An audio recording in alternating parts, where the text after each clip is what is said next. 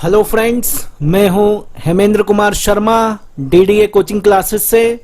मेरे चैनल पे आपका स्वागत है। आज का हमारा टॉपिक है वेजिटेटिव रिप्रोडक्शन और वेजिटेटिव प्रोपोगेशन। इसे हिंदी में कायिक जनन या कायिक प्रवर्धन कहते हैं। आज हम इस टॉपिक के विषय में डिस्कस करेंगे। अभी तक आपने मेरे चैनल को सब्सक्राइब नहीं किया है तो सब्सक्राइब जरूर करें। तो आइए शुरू करते हैं हम आज का हमारा टॉपिक वेजिटेटिव रिप्रोडक्शन। दोस्तों, पहले इस टॉपिक के विषय में हम वेजिटेटिव रिप्रोडक्शन की डेफिनेशन देखेंगे। वेजिटेटिव रिप्रोडक्शन कायिक जनन होता क्या है। रीजनरेशन मतलब दोबारा बनना ऑफ न्यू प्लांट्स, किसी नए प्लांट का, फ्रॉम वेजिटेटिव पार्ट्स और organ of the parent plant. Vegetative part किसी भी प्लांट का फ्लावर को छोड़कर, मतलब पुष्प को छोड़कर जितना भी पार्ट रहेगा प्लांट का वो पूरा वेजिटेटिव रहेगा। मीन्स किसी नए प्लांट का बनना किससे, वेजिटेटिव पार्ट्स या किसी ऑर्गन, किससे बनेगा, पेरेंट प्लांट से, जिसे ही हम क्या कहेंगे, वेजिटेटिव रिप्रोडक्शन और प्रोपोगेशन। हिंदी में देखें, प्रजनन की इस विधि में पादप शरीर के वर्धी भाग मतलब पुष्प को छोड़कर, मतलब पूरा हिस्सा का कोई हिस्सा, अंग या कोशिका अथवा कोशिकाओं का समूह एक प्रसारक होता है, वृद्धि करने वाला, अर्थात जो बाद में वृद्धि करे की भांति कार्य करता है तथा विकसित होकर एक नया पौधा बनाता है, कायिक जनन कहलाता है। इसमें हम इसके प्रकार देखें, types of vegetative reproduction.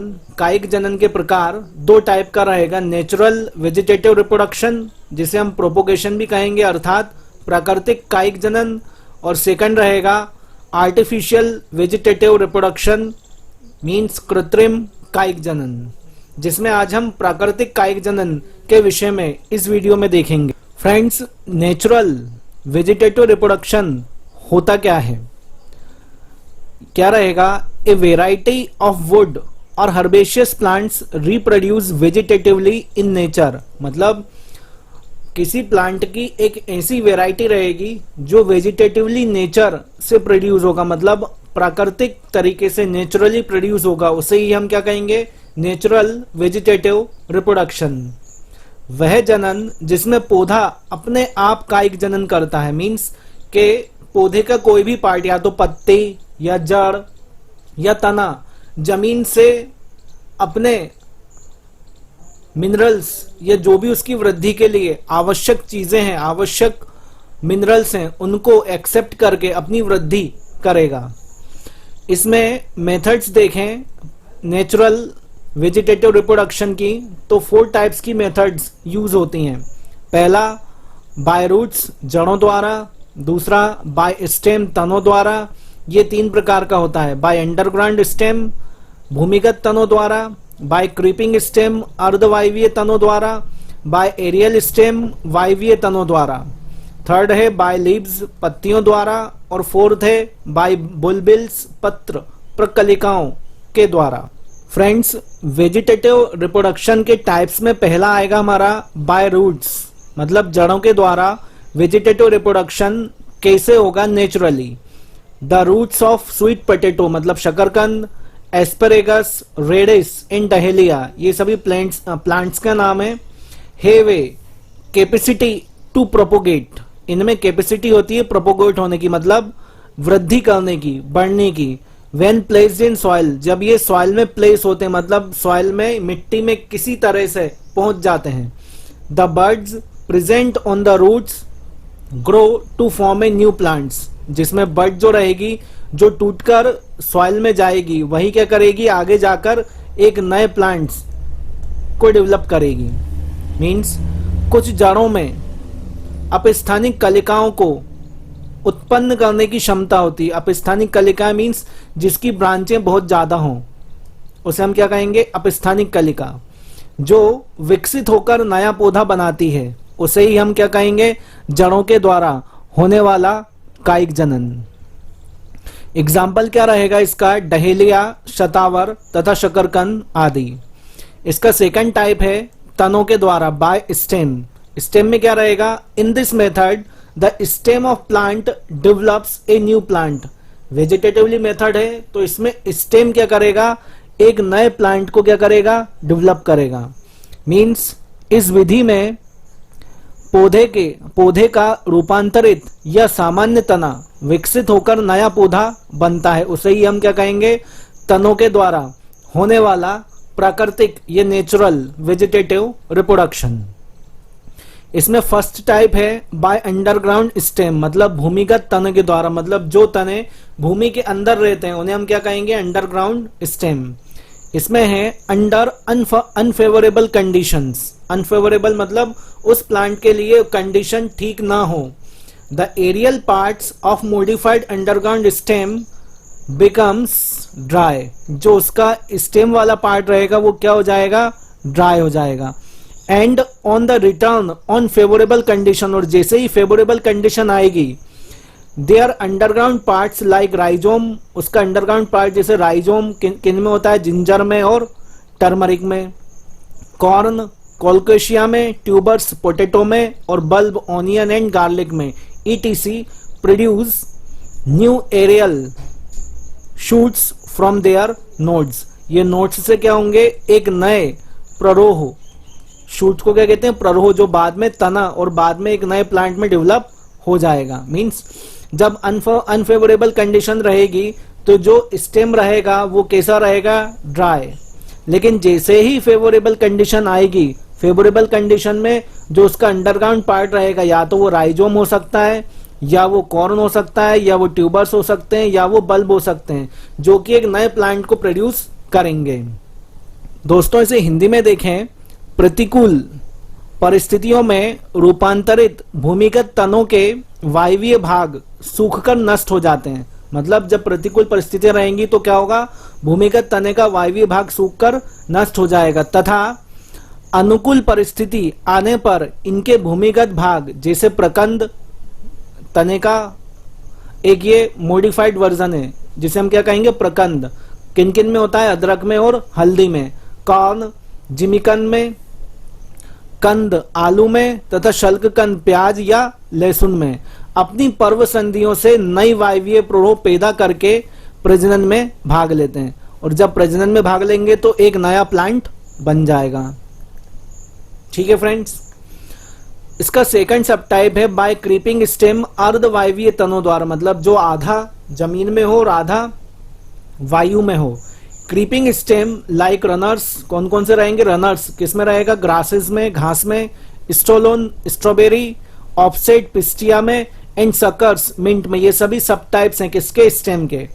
Develop from a base of an old shoot. ये कहां से डेवलप होते हैं? ओल्ड शूट से। एंड आफ्टर ग्रोइंग हॉरिजॉन्टली, और ये कैसे ग्रो करते हैं? हॉरिजॉन्टली मतलब आड़े। For some distance give rise to new crown, और ये कुछ डिस्टेंस पे जाके एक नया क्राउन मतलब एक नई बॉडी या एक नई प्लांट बॉडी बनाने लगते हैं, जिसे हम क्या कहेंगे? क्राउन। दे में break and give rise to independent plant, और जो उस बॉडी से अलग होकर एक नए प्लांट को विकसित करेंगे। ठीक है फ्रेंड्स।